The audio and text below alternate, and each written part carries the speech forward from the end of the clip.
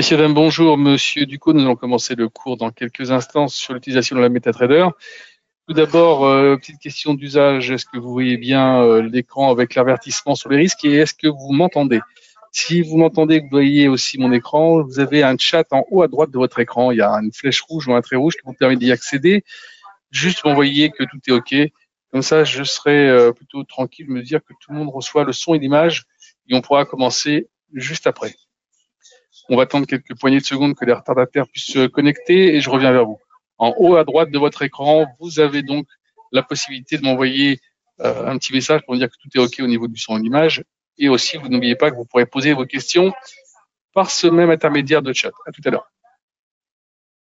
Je vous ai envoyé un petit hello pour vous aider à localiser.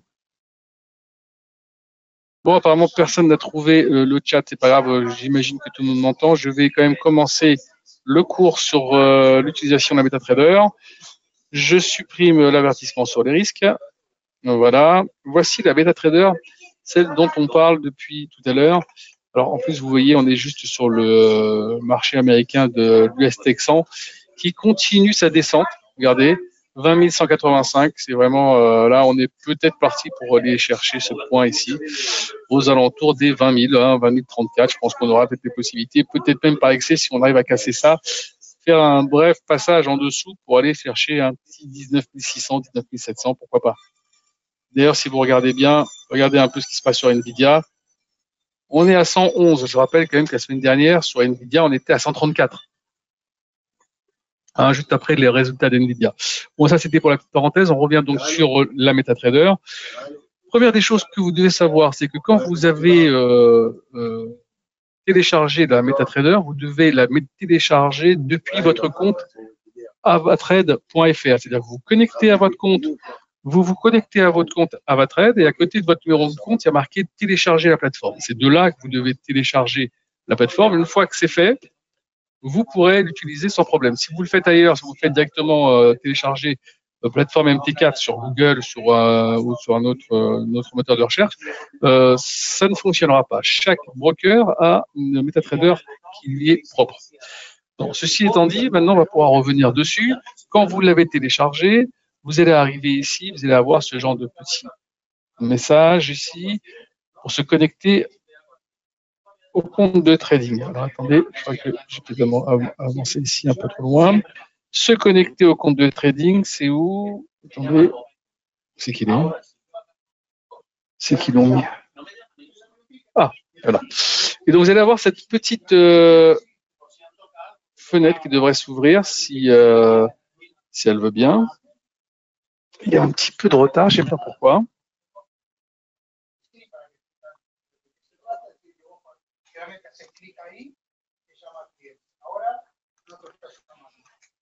C'est très très bizarre ça. Voilà.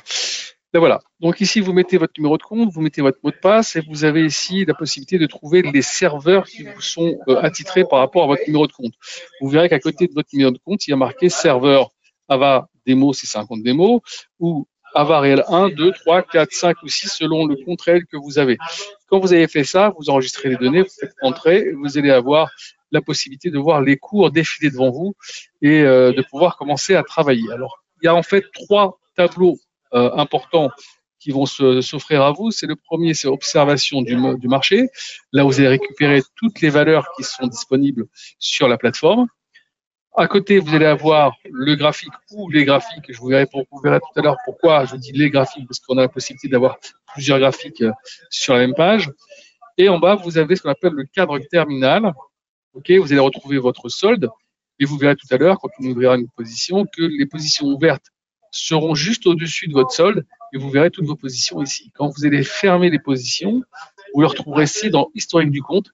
Elles se mettront ici gentiment et vous aurez tout votre historique qui se mettra ici.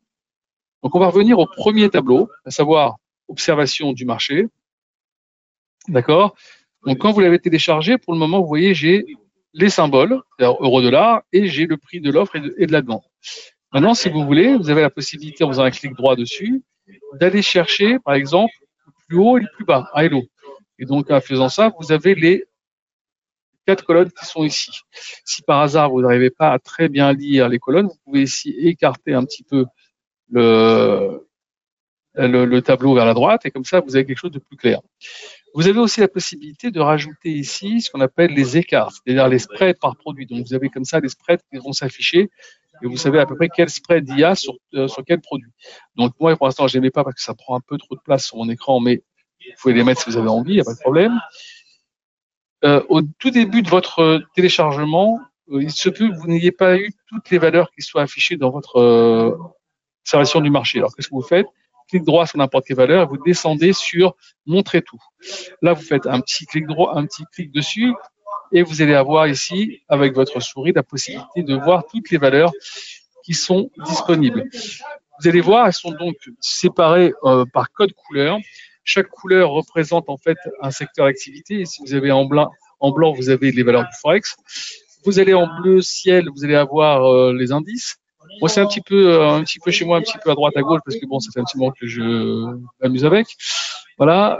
Vous avez ici en jaune les matières premières, en orangé ici les commodities. Là, vous avez ici les cryptos en orangé, ici en vert les actions. Alors, évidemment, il n'y a pas que ça. Hein, en descendant, vous verrez, vous allez en retrouver d'autres, hein, les indices, ici des actions, voilà, ici encore d'autres produits de matières premières, ici, voilà. Et tout ce que vous voyez ici en grisé, ce sont des valeurs qui sont susceptibles peut-être de rentrer sur le marché très prochainement. Donc ici, vous avez le BTC Mini, ok, l'Ethereum Mini et le XRP Mini, c'est-à-dire la possibilité de pouvoir travailler sur les cryptos, même avec des petites quantités. Vous voyez ce que je vous disais tout à l'heure, regardez, ça continue de glisser. Hein. Je pense qu'on va aller le faire peut-être avant ce soir. Donc ça, c'était pour le côté observation du marché. Alors maintenant, si, comme d'habitude, je laisse la possibilité aux participants de choisir une valeur sur laquelle on fait la démonstration. Ce soir, vu que personne pour l'instant m'a répondu, je vais le faire tout seul. On va choisir par exemple le gold. Hein, ça bouge pas mal en ce moment. Clic droit sur le gold, ouvrir graphique. Et là, vous allez avoir le graphique du gold qui va s'ouvrir. D'accord? Là maintenant, si je fais un clic droit dans le graphique, j'aurai ici propriété. Et là, je vais avoir la possibilité de changer des couleurs du graphique. Savoir ici l'arrière-plan qui est en noir, je vais mettre, je mets les couleurs, vous mettrez les couleurs que vous avez envie par la suite, il n'y a pas de problème. Le texte en noir pour que ça ressorte bien, la grille pour qu'elle disparaisse, je la mets de la même couleur que le fond. La barre haussière, je la mets en bleu. La barre baissière, je vais la mettre en rouge. Voilà. La bougie haussière, le même bleu et la bougie baissière, le même rouge. Pour le reste, on ne touche à rien, je fais juste OK et voilà. Alors maintenant, je grossis un peu le graphique et je m'aperçois que je suis en bâtonnet. La plupart des traders ne travaillent qu'avec les bougies japonaises. Alors ici, vous avez trois types de graphiques, en courbe, en bâtonnet, tel que c'est actuellement, et nous, ici, on veut en bougie japonaise. Donc je clique dessus et donc le graphique se met automatiquement en bougie japonaise. Ici, vous avez un petit triangle. Si vous appuyez dessus, vous allez avoir des cours. Avec la possibilité, vous verrez tout à l'heure, de pouvoir travailler de cet endroit. Vous avez plusieurs façons de pouvoir passer des ordres. On va les montrer tout à l'heure. Là, le graphique, je vais l'écarter ici. Vous voyez là, je peux écarter le graphique du bord droit pour avoir une meilleure vision. Je vais le compacter un petit peu pour que ce soit un petit peu plus facile à lire. Et là, maintenant, vous avez votre graphique qui ne demande plus qu'à être travaillé. Alors, on va se mettre ici en... Vous avez des unités de temps parce que chaque bougie représente une unité de temps. Là, on est en H1, on va se mettre en D1 et vous avez de 1 minute jusqu'au mois. Donc voilà, on va faire comme ceci. OK, et on va commencer à mettre notre graphique en place. Alors vous allez voir tout de suite. On a normalement la possibilité de ce qu'on appelle mettre des... Voilà, ici, vous voyez, on avait ici un couloir qui était ici bien dessiné et on l'a cassé. Dès qu'on l'a cassé, on a vu ici, alors ça ne sera pas l'objet du cours aujourd'hui, hein, je vais juste montrer deux, trois trucs, comme ça vous allez comprendre comment ça fonctionne. Ici, on avait une première cassure qui nous a permis de pouvoir accélérer. Et là, évidemment, vous en avez une deuxième. Voilà. Voilà. Et donc, vous voyez, on a cassé en fait à chaque fois la première, la deuxième, et là, est-ce qu'on va pouvoir retourner au-dessus pour aller chercher ce plus haut qu'on a laissé il n'y a pas si longtemps que ça? C'est la question, on va voir bientôt. Alors évidemment, c'est pas le cours aujourd'hui, des outils d'analyse technique. Il y a un cours qui est dédié à ça mardi. Je vous engage à venir vous inscrire et à y participer. Là, maintenant que je vous ai montré comment vous pouvez déjà mettre quelques outils, je vais vous dire qu'ici, sur insertion, vous avez indicateur, la possibilité, par exemple, de mettre les bandes de Bollinger. Voilà. Vous avez ici, insertion, la possibilité aussi dans indicateur d'aller sur oscillateur. Vous allez trouver ici la MACD. Voilà, vous faites OK, elle va venir se mettre ici. Voilà, je grossis un peu pour qu'on puisse la voir un peu mieux que ça. Je vais baisser ici pour qu'elle prenne pas trop de place. Je retourne ici. Alors, je le fais rapidement parce que c'est pas, comme je vous dis encore, c'est pas l'objet du cours, mais je vous les montre. On a la possibilité d'avoir les Relative Shrinking Index, c'est-à-dire les RSI. Voilà, la RSI, elle est là. Et comme vous voyez, elle est en train de remonter. Après avoir fait une belle baisse ici, elle remonte. Alors attention, on se redirige doucement peut-être vers les 70. C'est peut-être pour ça qu'on risque d'avoir encore un petit marché haussier sur ce produit. Ça serait peut-être même très intéressant d'être dedans parce que ça a l'air d'être assez dynamique. Vous voyez ici, là, ça commence déjà un petit peu à repiquer. Et là, ça repique aussi. Là, on va regarder un peu sur les stochastiques ce que ça donne. Voilà, on va ici dans l'oscillateur, stochastique oscillateur. Voilà. Et également, vous voyez, écartement ici, ça c'est la stochastique, le signal, vous voyez qu'on a cassé, ça continue de remonter. On a un peu ce genre de figure qui est en train de se mettre en place. Donc pour le moment, si j'ai un truc à faire, je profite des petits retours pour peut-être me repositionner dessus. C'est peut-être judicieux de regarder ça de très près. D'accord? Je vous le remets ça comme ça, vous voyez un peu mieux. Donc si on repasse ici sur ce niveau-là, il y aura fort à parier qu'on ira chercher assez rapidement les 2960 et puis après peut-être plus après, ça sera à regarder. Bon, maintenant ça on va laisser de côté au niveau de l'analyse. On va aller chercher maintenant la possibilité de prendre une position. Donc maintenant qu'on a mis tout ça en place, on va dire qu'on est ici acheteur sur le gold, donc on peut aller ici sur le gold, faire un clic droit dessus et faire nouvel ordre. Nouvel ordre. Là, vous avez la possibilité de prendre, on va dire 0,5 lot, on va dire qu'on est acheteur. Voilà, et vous voyez, j'ai mon ordre qui est venu se mettre en bas. Donc vous avez au-dessus, comme j'ai dit tout à l'heure, au-dessus de votre solde, vous avez votre numéro d'ordre, le jour et l'heure à laquelle vous avez fait, le sens, le volume que vous avez pris, le produit, le prix auquel vous l'avez ouvert, le prix auquel vous pourriez le fermer maintenant, ce que vous gagnez ou ce que vous perdez, c'est en bout de piste. Sur la même ligne, si vous avez envie ici, la possibilité de mettre un stop loss ou un take profit. Donc vous sélectionnez la ligne, clic droit, modifier ou annuler l'ordre. Et là, vous allez avoir la possibilité de mettre un stop loss. Alors ici, vous avez vu, on est acheteur à 11,26. Donc on est perdant si ça descend. Donc si je prends ici les 2509, on va dire qu'on va mettre à 9 pour être tranquille. Le take profit, on cherche plus haut, donc on va prendre ici, parce qu'on est gourmand, on va prendre 30. Voilà. Voilà. Là, j'ai mis mon stop loss et mon take profit. Si maintenant j'ai des courses à faire, j'ai un rendez-vous, si un coup de téléphone, je sais que je suis en sécurité. Si ça redescend, ça tapera sur 9, ça sortira. Si ça remonte, bah, tant mieux, j'irai chercher les 2930. Maintenant, je peux modifier ces take profit et des stop loss à n'importe quel moment. Je retourne dessus. Alors, je peux le modifier, je peux même l'annuler. Il suffit pour ça que je mette ici. J'enlève ici le stop loss. J'enlève ici le take profit, je refais ici modifier. Et là, vous voyez maintenant, j'ai plus rien en termes de stop loss avec take profit. Alors maintenant, j'ai envie de fermer mon ordre. Alors, vous avez plusieurs façons. Ici, vous avez la croix. Si vous appuyez sur la croix, vous allez avoir cette feuille qui va s'ouvrir. Si j'appuie sur prix de clôture, j'ai fermé tout mon ordre. D'accord?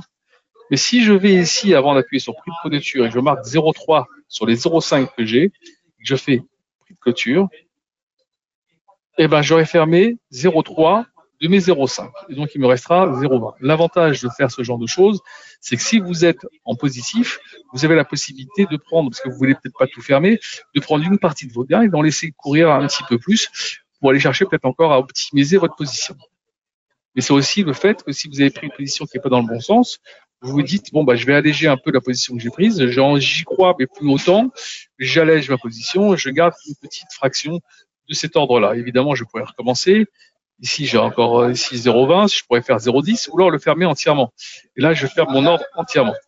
D'accord? Et comme je vous l'ai dit tout à l'heure, vous retournez ici dans l'historique, vous allez retrouver toutes les lignes que vous avez ouvertes et fermées. Maintenant, si je retourne ici dans Trading, je vous ai dit qu'on pouvait ouvrir et les fermer un ordre ici. J'appuie ici, voilà, je peux passer un ordre ici de 0,10 par exemple. Voilà, je l'ai passé. Et donc, je peux aussi éventuellement fermer mon ordre ici, comme je veux. D'accord? Mais attention, quand on utilise cette fonctionnalité ici, il se peut qu'au début, quand vous avez ouvert votre MT4, vous avez eu ce message. Option, ici, trading. Vous avez trading en un clic. Vous allez voir ce message-là qui s'est affiché. Mais vous avez accepté ce message. D'accord? Donc, si vous avez accepté ce message, vous avez fait OK. Regardez ce qui se passe. Si j'appuie ici sur achat, je viens d'acheter 0,10. Je rappuie, j'ai racheté 0,10. Je vends ici, j'ai vendu 0,10. Vous avez vu, j'ai pas la feuille de l'ordre qui s'est affichée. Si je vais ici, j'appuie ici, j'ai fait mon ordre. J'ai pas la possibilité de faire du partiel. C'est un petit peu plus rapide, d'accord? Mais vous n'avez plus la possibilité de pouvoir gérer les ordres. Donc attention, c'est aussi dangereux de passer sans faire attention et de cliquer dessus et de donc passer un ordre. Donc si vous n'êtes pas habitué à ça, il faudra peut-être penser à l'enlever. Je vous montrerai juste après comment. À quoi ça sert? Ça sert pour les personnes qui ont envie de faire ce qu'on appelle du scalping, c'est-à-dire d'interagir très rapidement sur le marché. OK, ils travaillent sur une quantité plus importante en termes de lot, mais sur un nombre de points plus réduit. C'est-à-dire qu'on va dire qu'ils travaillent sur 4-5 points. Imaginons ici, là, sur le truc, on était à 10, ça passe à 5. J'avais 0,10, je veux le fermer rapidement, ou j'avais par exemple un lot, je veux le fermer rapidement, je prends mon argent et je passe à autre chose, j'ouvrirai après une autre position, j'aurai un autre signal. Si vous n'êtes pas fait pour ça, si vous ne savez pas comment travailler comme ça, je vous conseille pour l'instant d'aller sur Options, Outils Options, de désengager ici le trading en un clic, faire OK. Et donc, à partir de maintenant, si vous cliquez, vous avez votre feuille qui s'ouvre normalement et vous pourrez passer des ordres en toute tranquillité. OK? Ça, c'est très important. Maintenant, qu'est-ce que je voulais vous montrer? Oui. Maintenant qu'on a fait ça, tout à l'heure, je vous ai parlé de un ou plusieurs graphiques. Alors, regardez, si je vais ici, c'est qu'il est le truc. Voilà. Tous les graphiques que j'ai en mémoire ici chez moi, si j'appuie là, je les ai tous qui s'affichent. D'accord? Évidemment, là, ils sont pas très lisibles, mais si je veux, par exemple, regarder un ou deux qui me paraissent les plus intéressants, par exemple l'USTech, je vais faire comme ça, je vais le grossir comme ceci, le grossir comme ça, voilà. Alors, je vais en marquer deux, mais pour en mettre plusieurs, hein.